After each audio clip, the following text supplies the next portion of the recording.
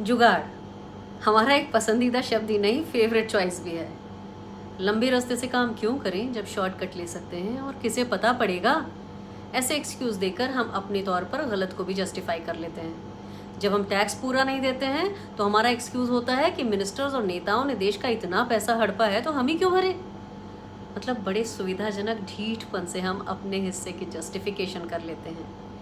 जब कोई काम कराना होता है तो जुगाड़ ढूंढते हैं, जैसे ट्रेन में जाना हो तो कुछ दे दिलाकर बर्थ मिल जाए, नक्शा पास कराना हो तो अंडर द टेबल काम हो जाए, बच्चे का एडमिशन हो तो बैकडोर से इंतजाम हो जाए।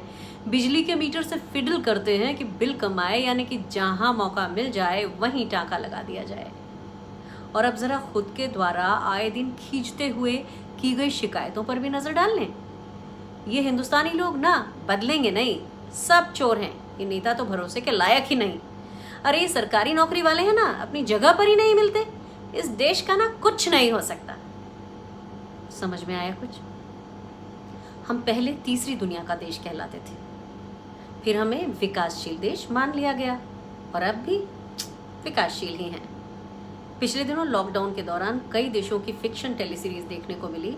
तब से ही हथौड़े की तरह दिमाग पर यह बजने लगा कि विकसित देशों में लोग जुगाड़ जैसा कुछ नहीं करते।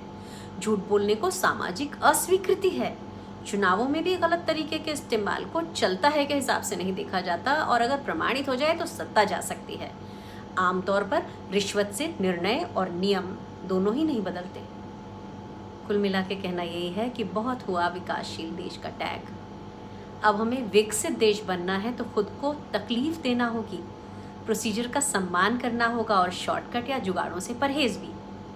क्या देश को मॉरल स्तर पर जगाने की इस छोटी सी मुहिम को मेरे साथ आगे बढ़ाएंगे?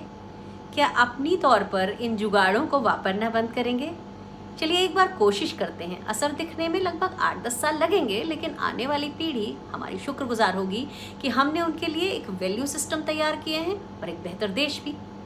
तो अब से नो जुगाड़, सीधे सच्चे रास्तों से मंजिल तय करके तो देखिए। चेहरे की चमक बनी रहेगी और उम्र भी बहुत साथ देगी।